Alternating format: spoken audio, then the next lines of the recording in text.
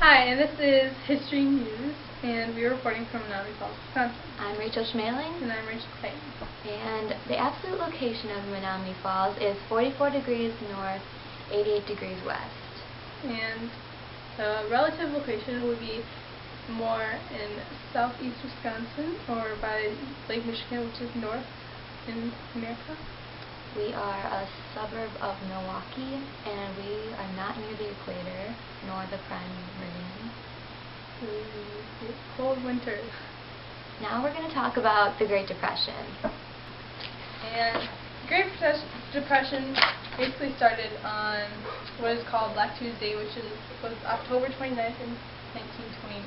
It was the stock market crashing, and the stock market crashed because a lot of people bought stuff on stocks and margins, which are like, and stocks are like a part of a company, and they didn't really have enough money to buy these, so they would borrow money from the bank, which is called margin, and eventually it all built up, and then the stock market crashed, causing people to lose billions of dollars.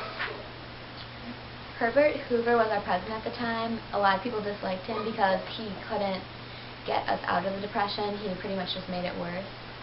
Yep. And then in 1932, FDR, Franklin D. Delano Roosevelt, was elected. At that time, about 25% of people were unemployed, meaning they didn't have a job. And in the Great Plain area, there were these things called Dust Bowls, and these were also a big part of the Depression starting. Dust Bowls were these huge clouds of dust that were 1,000 feet wide and 1,000 feet tall and miles wide, and they made everything dirty and destroyed farms and killed animals and homes. And in the cities, there was things called Hoovervilles where homeless people lived, and people were forced to live in cars and on boxes and stuff because they didn't have homes. And banks ended up foreclosing a lot of homes because people couldn't pay for them or just couldn't meet the standards of things. After the banks would foreclose on the homes, they would hold auctions. These auctions turned into things called penny auctions, and penny auctions were where your neighbors and other family members would come and pay for the stuff that they were trying to sell, like your animals and all your farm equipment, but instead of paying like large amounts of money like the bank would hope, they only paid like pennies for them. That's where the name penny auctions come from. And in the 1930s, cars were a status symbol. A lot of people before the Depression bought cars and were able to take drives and things like that, but when the Depression hit, they couldn't really afford gas anymore, so cars were more of just a status symbol. And as we know, our president was FDR at the time. He was all for the 3 R's, which were relief, recovery, and reform. Relief for the city, recovery of the people, and reform. Reform laws. FDR also came up with the idea of Social Security, which helped when people retired. They would have money for them. So with the jobs they have now, the money they got, they would put some of it into the bank, so once they did retire, they'd have enough money so they could live off of it.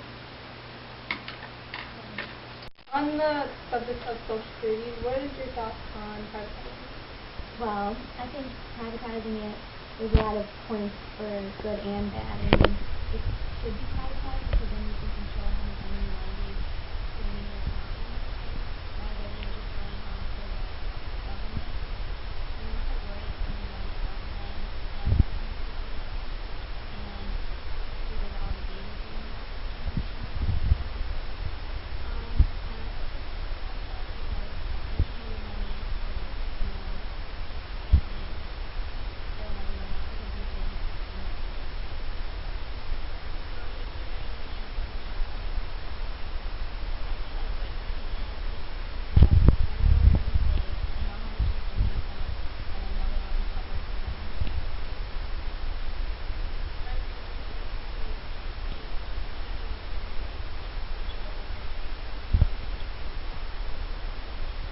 Our last segment was an interview with Rachel Clayton interviewing me about privatizing Social Security.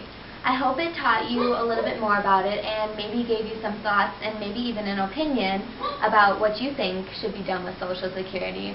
This is a video about the overview of what we have learned this semester, mostly about our Great Depression unit, which was both of our favorites.